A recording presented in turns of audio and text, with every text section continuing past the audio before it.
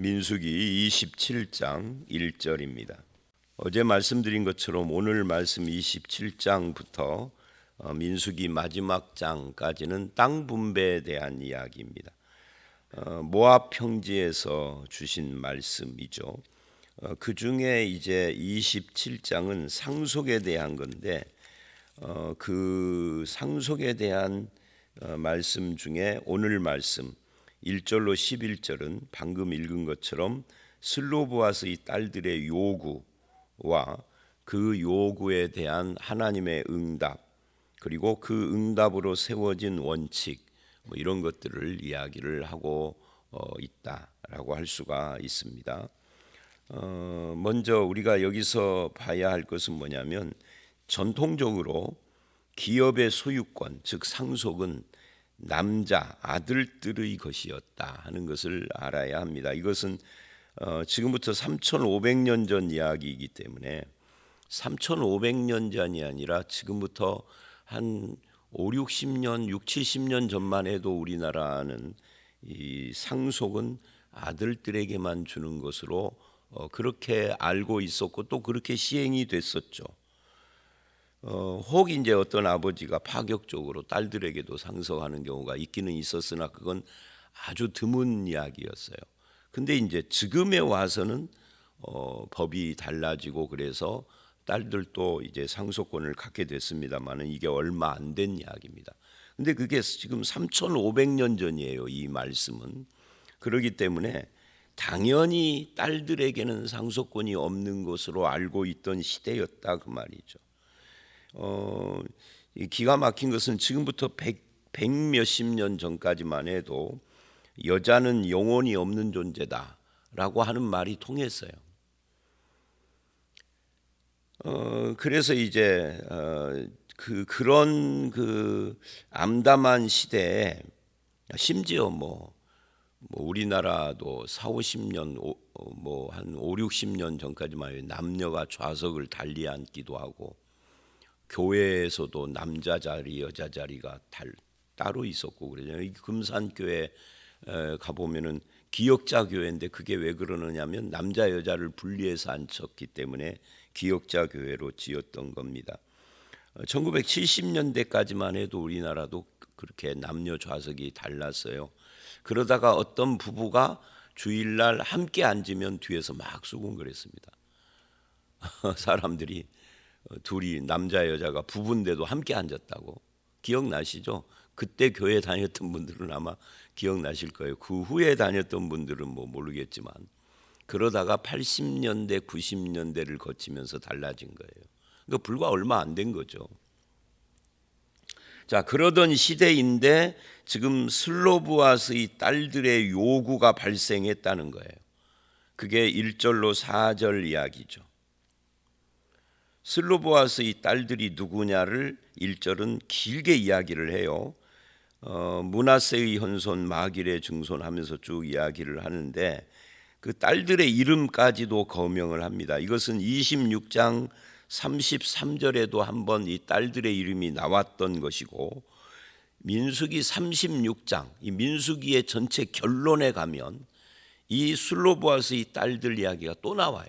그러니까 민수기에서 그렇게 유명하거나 높은 지위에 속하지 않는데 이렇게 이름이 3번이나 거명이 된 사람은 없어요. 슬로바스의 딸들이 유일한 거죠. 그만큼 이 사건이 중요한 사건이었다 하는 것을 보여주는 겁니다. 그러면서 3절의 이야기를 하는데 이 3절 말씀을 보면 뭐라고 하느냐면 이래요. 우리 아버지가 광야에서 죽었으나 여호와를 거슬러 모인 고라의 무리에 들지 아니하고 자기 죄로 죽었고 아들이 없나이다 이래요. 그리고 이제 4절에 어찌하여 이러는데 이 어찌하여 이야기는 좀 이따 하기로 하고 여기 3절 말씀에서 우리가 굉장히 중요한 거 한 가지를 짚고 넘어가야 할 필요가 있습니다. 그건 뭐냐면 죄 문제예요. 그 3,500년 전이라는 말을 또 합니다마는 기독교 신학 이 신학은 발전하고 발달돼 가요.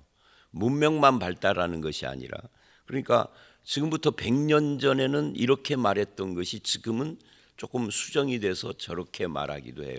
근거는 성경이니까. 인간의 신학이라는 것은 사람들이 성경을 가지고 만든 것이기 때문에 조금씩 이렇게 표현이 미숙하거나 좀 바뀌기도 합니다. 근데 3,500년 전이에요, 지금. 그러니까 이 딸들이 얼마나 똑똑하냐면, 지금 이 3절 말씀은, 이 3절 말씀의 이 죄를 뭐라고 하느냐면 인간의 보편적인 죄라고 그렇게 표현을 하는 겁니다. 그걸 우리는 원죄라고 하죠. 그러니까 자기 아버지가 고라당에 들지는 않았다.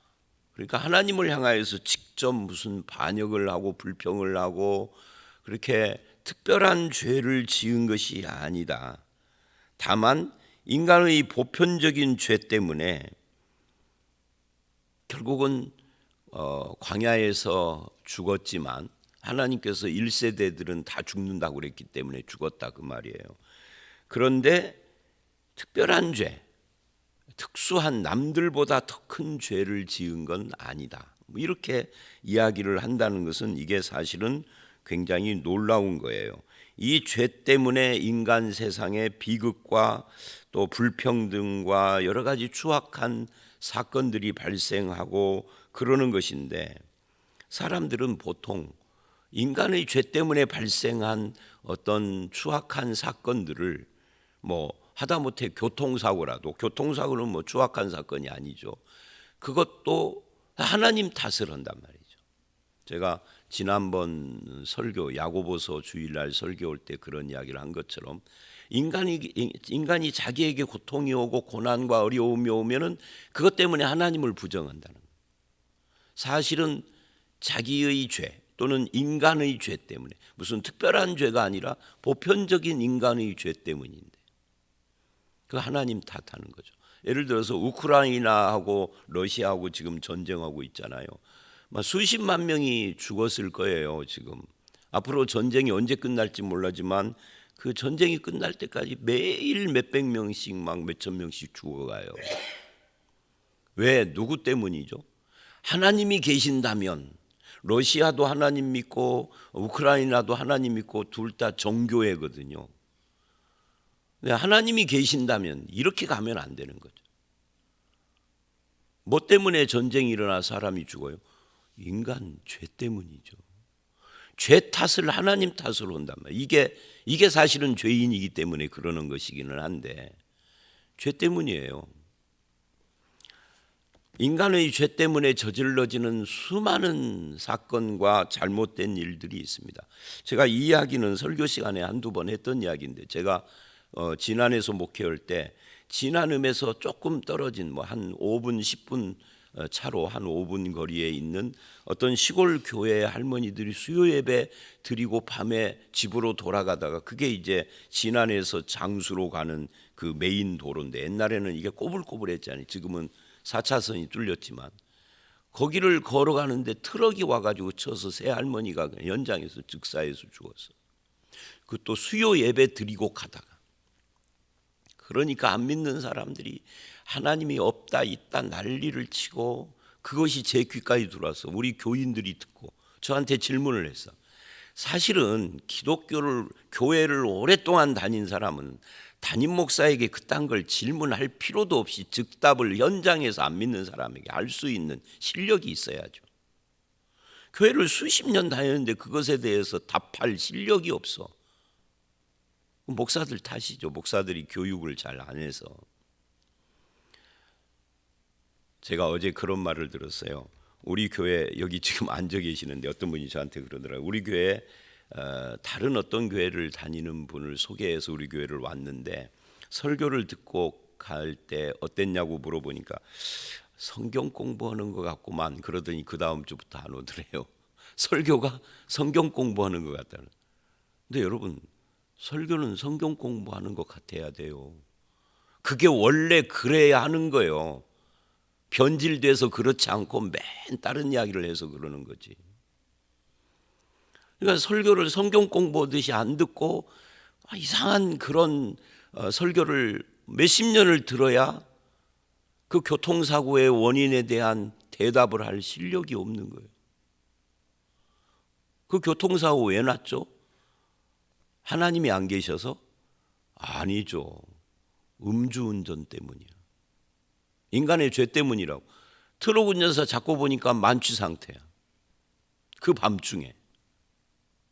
그러면 음주운전에 대한 법을 제정하고 음주운전하다가 살인사건이 났으면 중한 처벌을 해서 본보기를 삼아야 돼요. 우리나라 법은 물렁텅이야. 그 후로도. 그죠? 오히려 우리나라는 술 먹고 저지른 죄는 더 가볍게 처리를 해줘. 이게 뭔 말도 안 되는. 옛날에 성수대교가 붕괴됐잖아요. 삼풍백화점 무너지고. 그랬더니 뭐 대통령이 예수쟁이라 그런다고 그러고. 이게 얼마나 미신적인 사고방식이에요. 대통령이 예수쟁이라서 성수대교가 무너져요? 왜 무너졌죠, 성수대교? 부실공사에서 무너진 거야. 인간의 죄 때문에 빼먹어가지고. 공사하는 놈들이 빼먹어서 그런 거죠. 그게 제대로 된 원칙대로 했으면 왜 무너지겠어요, 삼풍백화점이. 부실공사에서 그런 거예요. 인간의 죄 때문에. 죄에 대해서 철퇴를 내리고 다시는 그런 공사를 못하게 해야 하는 것이지. 뭔 하나님 탓을 해요. 그 이야기입니다, 지금. 그런데 현대인들도 그렇게 미신적인데 3500년 전에 슬로보아, 여자의 영혼이 있니 없니 하던 그 시대에 슬로보아스의 딸들은 바르게 알고 있단 말이에요. 우리 아버지가 죄인이긴 죄인인데 특수한 죄를 지어서 죽은 것은 아니다. 보편적인 죄, 그죠? 인간 누구나 갖고 있는 죄, 그 때문에 죽었다고 바르게 이야기를 하는 거예요. 이건 하나님을 탓할 수 없는, 인간이 죄인이기 때문에 죽을 수밖에 없는 그것에 대한 이야기를 3절이 하고 있는 거예요. 여러분, 이제 이 이야기를 4절로 넘어가기 전에 확실하게 해야 합니다. 여러분에게 개인적인 불행이 있을 때 그걸 가지고 내가 무슨 죄가 많다고 이렇게 반응하면 안 됩니다. 죄가 많다고가 아니에요. 그게 죄인인 인간은 전 인류가 다 누구나 그런 불행 다 겪을 수 있어. 예외는 없어요. 물론 이제 거기에 하나님이 도우시고 뭐 이런 것이 있을 수 있지만, 그러나 인간은 다 죄 때문에 불행을 겪을 수 있다. 이게 창세기 3장에 죄 지은 인간에게 선포한 하나님의 선포가 작용하는 거죠. 그 가운데서 우리를 죄 가운데 건져줬다는 건데, 그게 구원인데, 죄 가운데 건져주었기 때문에 사고는 안 일어난다, 이건 아니라고요. 조심해야 돼요. 예를 한 가지 들고 그 다음 넘어갑시다. 예를 들면 그렇게 조심을 해야 돼요. 어떻게 조심해야 되느냐면 운전할 때 딱 붙어 다니지 말아야 돼. 앞차를 딱 붙어 다니는데 하나님 사고 난 뒤에 하나님 안 도와줬다고 하면 그 입을 꼬매야지. 떨어져 다녀야지. 좀 규정을 지켜야지. 곧 교통 그 법규. 저는 떨어져 다니려고 했습니다. 딱 붙여 다니는 사람 보면 불안해서 못 살겠어.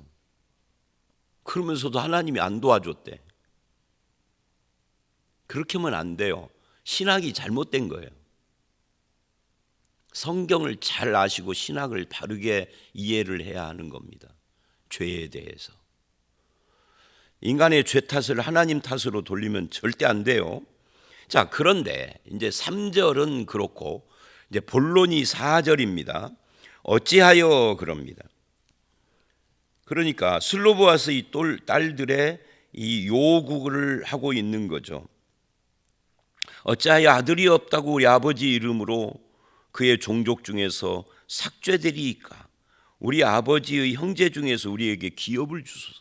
그러니까 이 말이 뭐냐면 아버지의 형제, 그러니까 아버지 목도 있어야 되는데 아들이 없다고 형제들이 아버지 빼고 자기들끼리, 형제가 예를 들어서 4명이다. 그러면 원래는 5분의 1로 나눠야 할 것을 4분의 1로 자기들이 더 가져가 버린 거죠.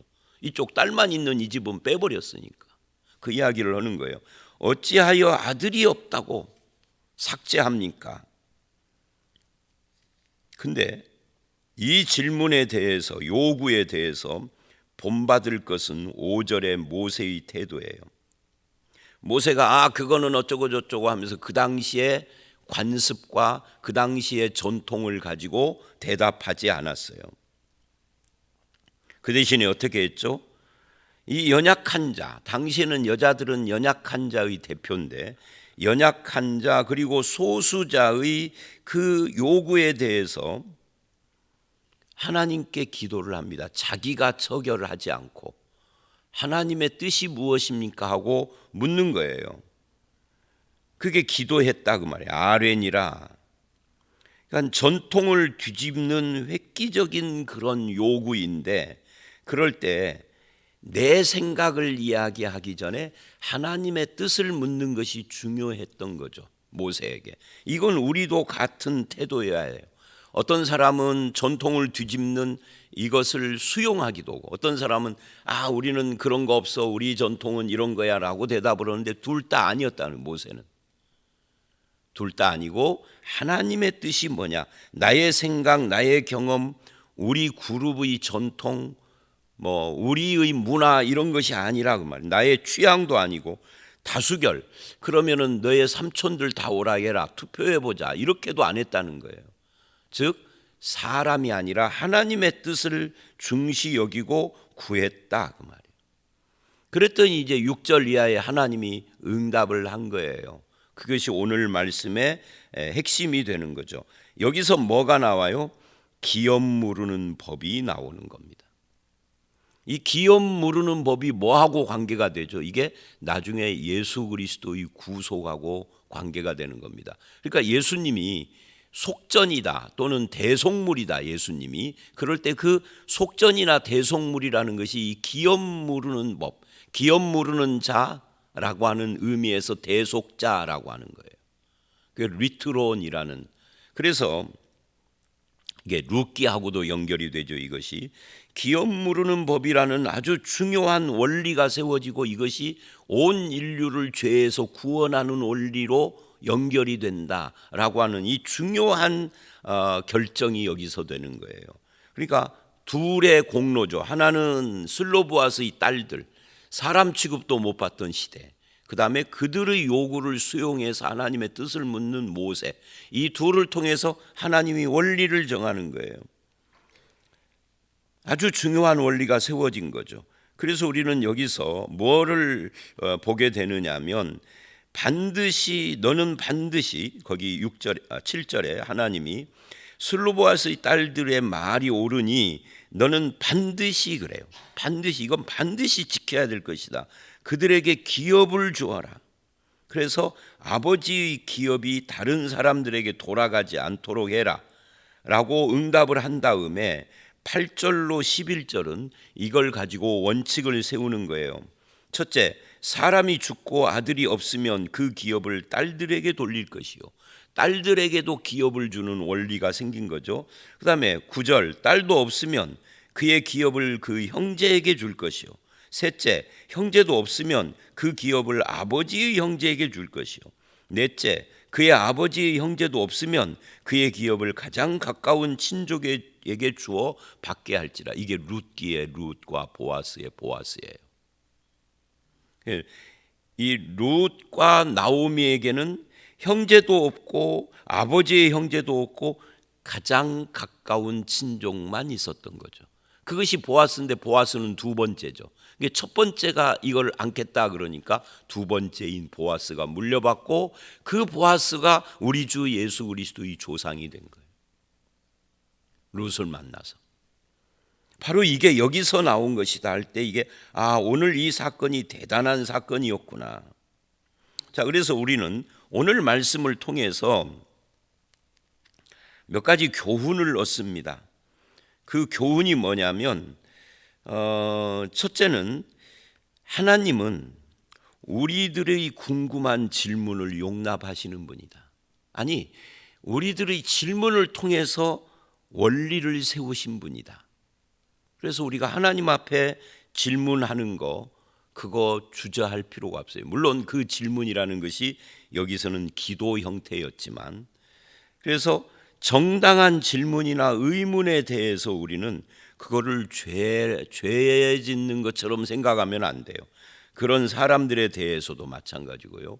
그런 질문에 대해서는 성경에서 답을 찾아야 하는 거겠죠. 왜? 그걸 통하여서 바르게 원리가 세워지고 있기 때문에 그러는 겁니다. 그 다음에 두 번째, 오늘 이 본문에서 더 중요한 것은 뭐냐면 그런 질문보다도 하나님이 주신 기업의 중요성이에요. 아버지에게 주신 기업이 아들이 없다고 딸들에게 못 가서 없어져 버리는 이것을 하나님은 원치 않은 거예요. 이것은 하늘 기업의 모형과 같은 것이죠. 단순한 재산 상속의 문제가 아니다 그 말이에요. 하늘 기업을 소망으로 삼아야 될 우리에게도 똑같습니다. 그거는 아들, 딸 구분 안 하는 것이고 그 기업 자체가 얼마나 중요한가를 보여주는 겁니다. 이 기업 무르는 원칙이 희년법이 되고 고엘, 기업 무르는 법이 되고 이 대속자 법이 되는 거예요. 그래서 우리에게 대속자이신 예수님이 자기 몸을 대속물로 주어서 우리를 속죄하고 구원하는 것이 결국은 하늘 기업을 우리에게 주는 행위가 되신 거죠. 지금도 하늘 기업은 어떤 경우에도 방해를 받거나 삭제당하거나 또는 막히거나 하지 않습니다. 하나님은 그 하늘 기업의 소망의 믿음을 막지 않으십니다. 누구라도 아들, 딸 이런 거 없습니다. 그 다음에 세 번째 우리가 생각해야 할 것은 뭐냐면 이 고아와 과부의 하나님 되신 그 하나님이 지금 여자의 하나님이 되신 거예요. 아들이 없이 죽은 슬로보아스의 딸들의 하나님인 거죠. 그 당시에는 이 여자가 가지고 있는 지위를 생각할 때 이게 대단한 것이다. 그래서 참 은혜의 하나님이신 거죠.